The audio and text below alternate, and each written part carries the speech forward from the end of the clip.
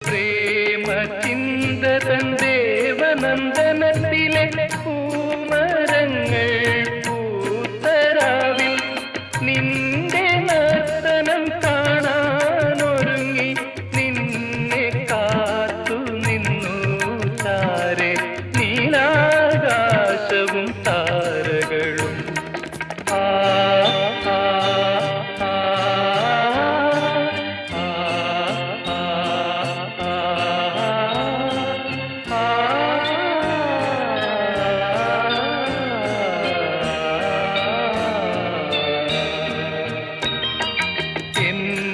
സ്വപ്നത്തിൻ താമര പൊയ്കയിൽ വന്നേ